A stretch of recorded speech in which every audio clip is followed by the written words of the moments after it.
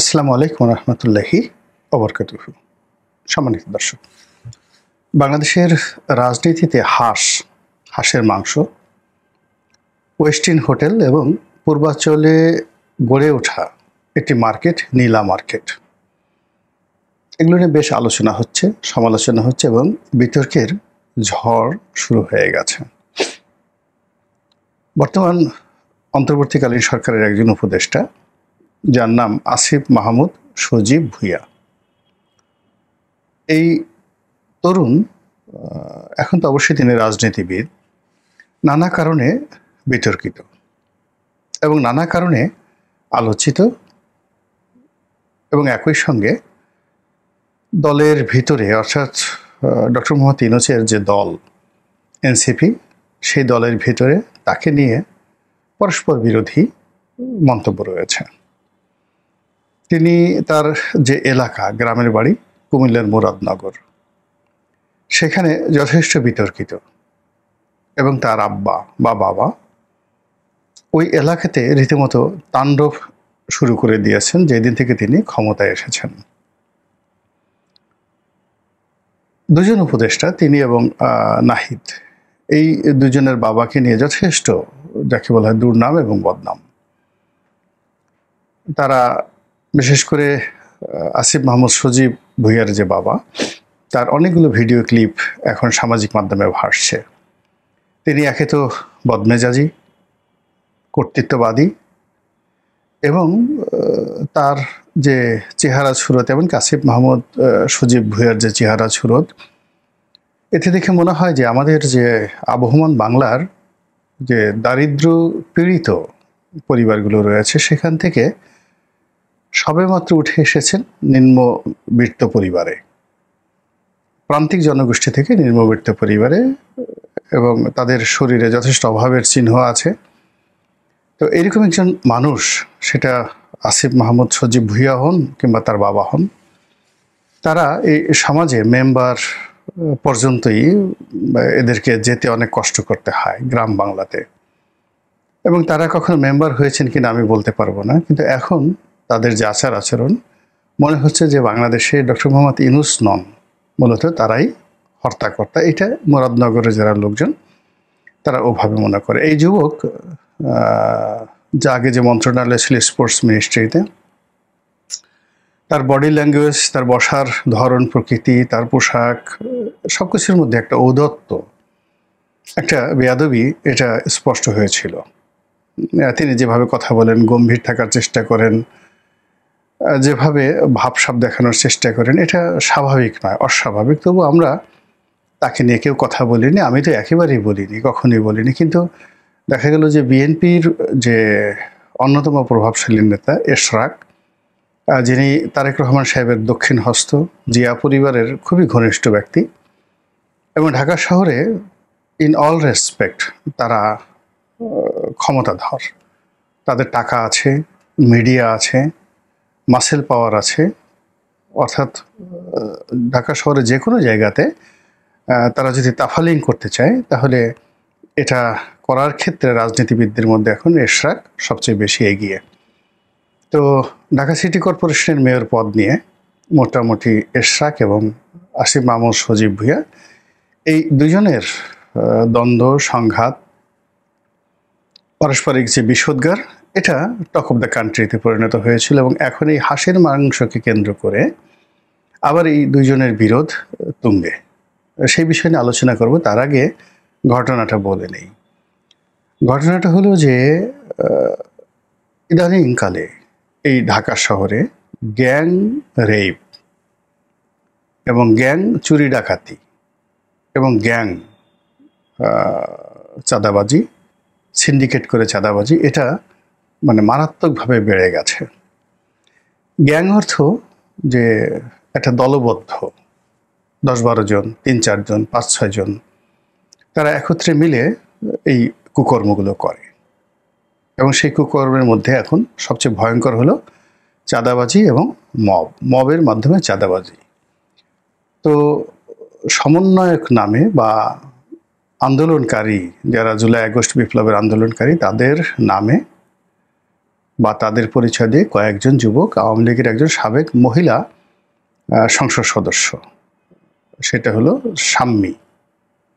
এই ভদ্র মহিলার বাসায় গিয়ে তারা 1 কোটি টাকা চাঁদা দাবি করে।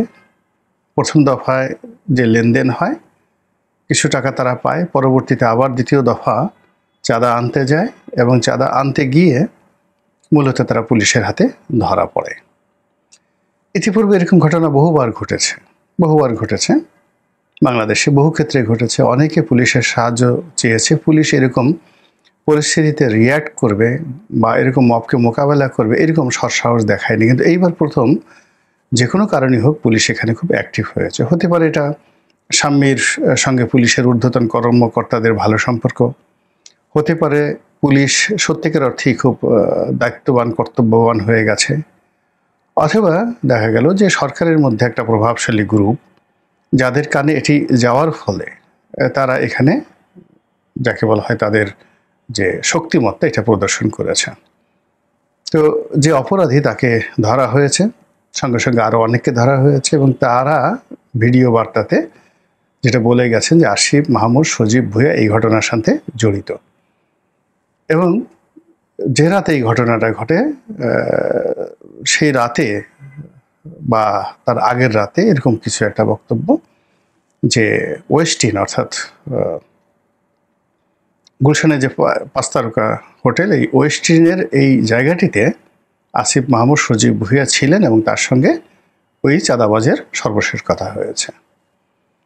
একথা নিয়ে আসিফ মাহমুদ সজীব ভুঁইয়া তিনি প্রেসের সামনে বলতে গিয়ে যে বক্তব্য দিয়েছেন সেটা নিয়ে সারা দেশে তোলপাড় শুরু হয়েছে। তার বক্তব্য হলো তিনি রাষ্ট্রীয় কর্মে তার যে সরকারি বাসভবন, সেই সরকারি বাসভবনে সারা রাত কাজ করেন, ভোর রাত্রে পর্যন্ত অবধি কাজ করেন।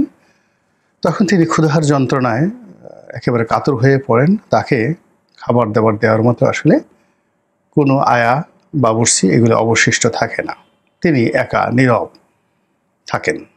তো সেই অবস্থাতে তিনি চলে যান মোটরসাইকেল চালিয়ে অথবা ড্রাইভার নিয়ে অথবা দলবল নিয়ে।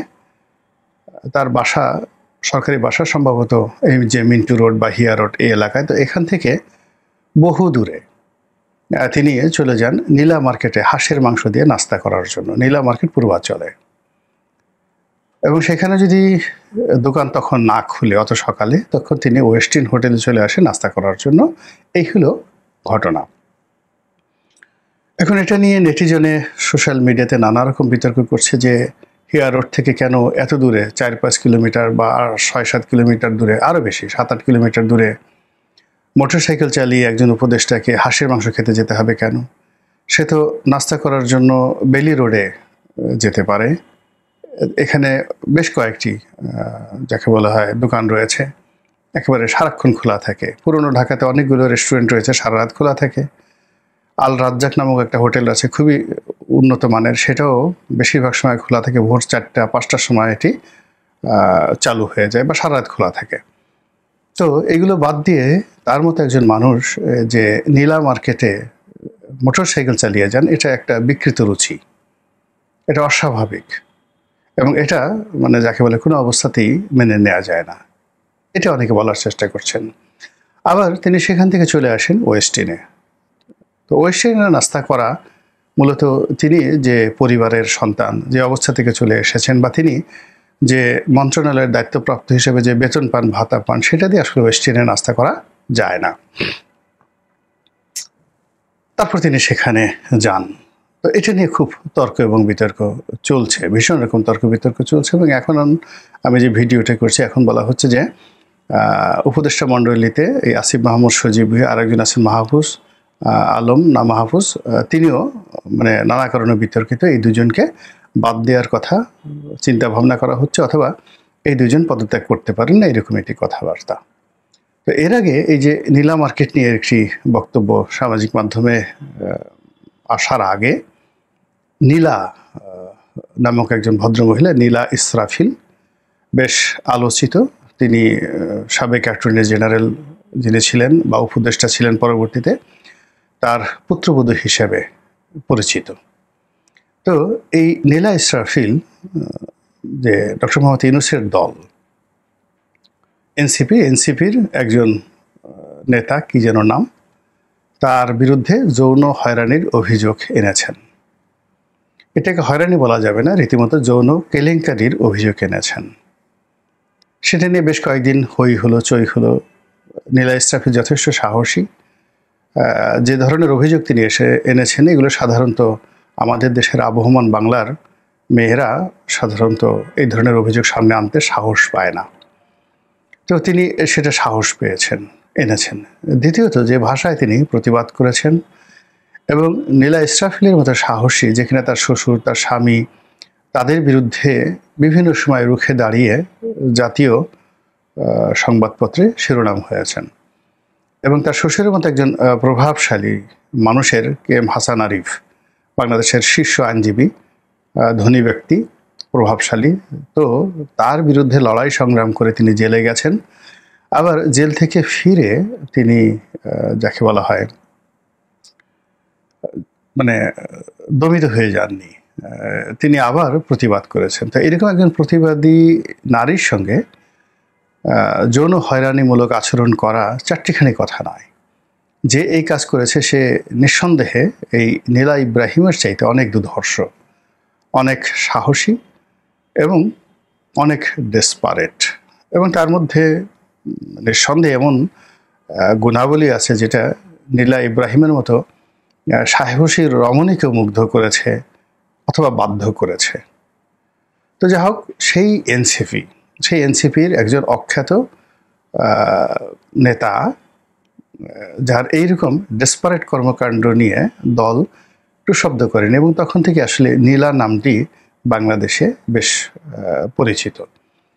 তো যে নীলা ইব্রাহিমের সেই যে তার সঙ্গে যিনি যৌন অসৌজন্যমূলক আচরণ করেছেন, তো তাদেরও নেতার নেতা মানে সুপ্রিম কমান্ডার হলো এখন এই হাসকাণ্ডের যিনি নায়ক, আসিফ মাহমুদ সজীব ভুঁইয়া।